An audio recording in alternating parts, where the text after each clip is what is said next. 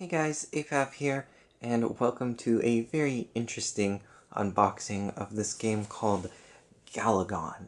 Now, Galagon is, as you can tell, kind of a exact clone of Galaga, but we're just gonna say it's inspired by Galaga. It's for the Atari 2600, which was a console, pretty much the first home console that came out in the 70s, and they never really did a true release of Galaga for it. So this is a game that was released in 2019 by Atari Age, for the Atari 2600. The publisher, I think, is Champ Games. We'll see more about that once I open it up, and I'll be sure to give credit to, yeah, it looks like Champ Games, published by Atari Age. But currently, I believe you can only get this in the box, and I've never, had a brand new Atari game, so I thought I'd do an unboxing of this. I'm going to just assume that it's authentic because, again, the Atari is much older than I am. My dad used to play one at a neighbor's house, and I recently got one a couple years ago. I had played the Flashback 2 when I was like 10, but other than that, that is my Atari experience. I got this along with some other brand new Atari games that have been published lately. Also, all on Atari Age. They're a really cool website that do modern releases for this old console and platform. They have all different Atari consoles, so you might want to take a look at that. They even have their own tape. So we'll start untaping this. Throughout the next couple weeks, or whenever this video starts to go up, I'm going to be posting gameplay of all the videos, or all the games that I got from Atari Age. And this is just going to be like the physical overview of those games I got. I like this bag they keep it in. It's like a pretty sturdy bag. This also came in a pretty heavy coating of bubble wrap. We got Dave Drives 2019. Got some nice artwork. Galagon is written on every side of the box. I'm going to assume that's how it's pronounced. It has a glossy finish and pretty decent cardboard, I guess. There's that copyright I was looking at earlier. And as you can see, it's a pretty good, for the Atari 2600, the graphics are really cool. I'll definitely have some fun with this and can't wait to post some gameplay. I'm really sorry for the lighting. I tried to fix it, but it didn't go much better than what it is currently. So I guess let's open this up and see what's inside.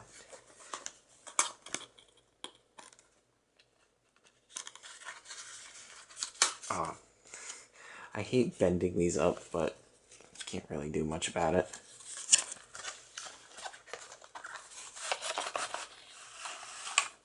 There is the game, and I feel some paper behind my hand. So the game comes in this cardboard. I'm not sure how Atari games used to come, but seems plausible. The case seems very on par with all my other Atari games. Got a good title label, glossy sticker, typical Atari cartridge, even went down to the texturing, probably the same stuff. We have a manual for Galaga. Don't really think I'm going to need that, but here are the credits. We got, I'm going to say their first names so I don't mess up their last names, but we have John on coding and design, Nathan on graphics, music. How is there music on an Atari? That would be interested in that one. By Ross. Dave is on packaging, and game tested by James, Steve, and Glenn. Very simple to read. I'm so sorry, guys. Galagon. Playing the game. Use the joystick to move your ship. Press the fire button to fire up to 2 missiles or 4 missiles when your ship is doubled. Destroy all the enemies to advance to the next stage. There are 99 levels to complete. I don't think I've ever made it to level 99 on Galaga. 2-player co-op. Well, I'll definitely be interested in testing out some 2-player co-op. Game options, difficulty switches, the enemies. We have bees, butterflies. I'm so sorry for this lighting. And flagships. Those look like the guys who change colors. And they'll capture your ship. Challenge stages, everything we've come to expect with Galaga. It's one of my favorite classic video games, so I'm glad I was able to get this. Challenge mode is a special game mode, where the players compete for a high score by attempting to clear just the challenge stages. The rules for the challenge mode are: players start with 2 ships. Gameplay begins by attempting the first challenge stage. And then we got some cool artwork down there. Now I also see this thing. What is this? Is it a poster? There's that guy again. I guess he did the artwork. Did Dave do the artwork? Yes, he did the illustration and design. We connected the dots, guys. Oh, it's a poster. Cool. So it comes with a poster. These games are kind of expensive. I emailed Atari Age because my game was not, or my games were not shipped after a month, and I just wanted to know if they were still open because of the coronavirus and everything. Things were slightly delayed because of the coronavirus, but he got my games shipped out a week after that email, or less than a week after that email, and they arrived very quickly. So he told me, though, that the reason it takes so long for these things to ship out is because everything's developed in batches when orders are placed. So like this, I'm guessing, was assembled this year, along with the other games I got. So we'll just go through those real quick because I'm not going to show off them physically when I do the gameplay. I have this one, which I think is the most entertaining title, but I'm not sure how the gameplay is going to be. Halo 2600. Imagine a Halo on an Atari 2600. I just had to get this. Thought it was a cool concept. Pinky the Panda, which seems like a completely original platformer for the Atari 2600. So this is right up my alley. I cannot wait to play this. And this I just had to get because of the clickbaity title I could shoehorn into the video when I post the gameplay. Zippy the Porcupine for the Atari 2600. It's a very inspired Sonic the Hedgehog type game where a lot of the levels are very, shall we say, similar. It looks like this one was made in 2014. 64K cartridge, which I believe is a lot of K. But that's not all. I got this nice little baggie of instruction manuals and stuff that came with these games because I did not order these games in the box. The box is like an extra, was it $20? I forget, but the boxes are usually like a decent price increase, and I decided against having them print me some really nice boxes. They also, you know, have to bubble wrap these pretty dang well, so your box comes in tip-top shape because you're paying a premium for a brand new box that they're printing off for you. Here's the Atari Age sticker. Pretty cool. I don't know. I have a lot of these game development stickers now, and I don't really know what to put them on. Here is the manual for Pinky the Panda. It's Pinky's Journal, which is a manual with some cool stuff. Very nicely designed manual. Here's the game-ish. Some of the, like, you know what I mean, simplified gameplay screen. What is this? Pinky, help! I've been kidnapped. I am not sure where the kidnappers are taking us. All I know is that they are keeping us back in a dark cave. Not back, locked up. Why did I say back?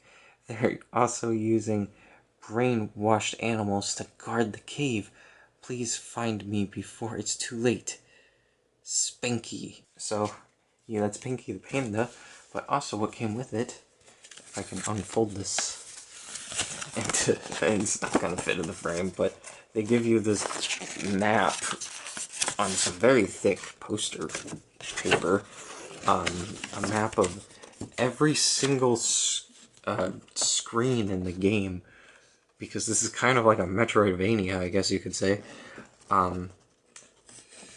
Just, I don't know how to fit all of this into camera's view, but yeah, so that should help you out a bit in this game.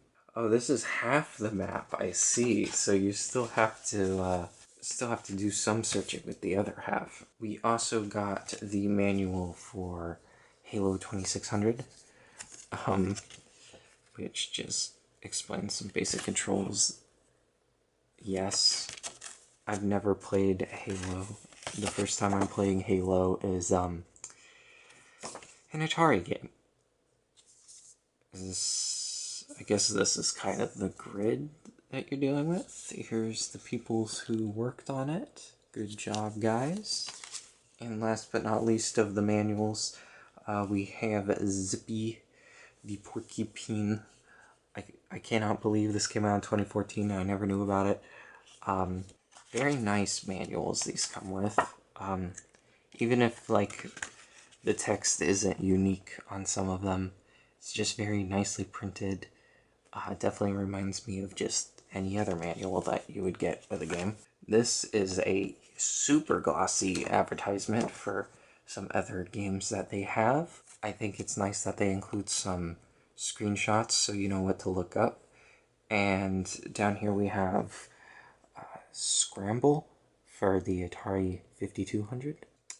Baby Pac-Man for the Atari 7800. I was going to say some Atari 7800 games, but just one. Fantasy World Dizzy for the Atari Jaguar. And Speedball 2 for the Atari Jaguar. They also, I don't know too much about these games, but Atari Age also specializes in not just homebrew games, but like re-releases, like reproductions, and releasing games that might have been developed back in the 70s but were never released, re-releases and whatnot. Thank you for your purchase. You're welcome. Got a new favorite homebrew? Or maybe one that no one not so favorite? Write a review at Atari Age. Okay, what are homebrew games? Here is what a homebrew game is. I might have messed up that definition. Feel free to pause and read their history.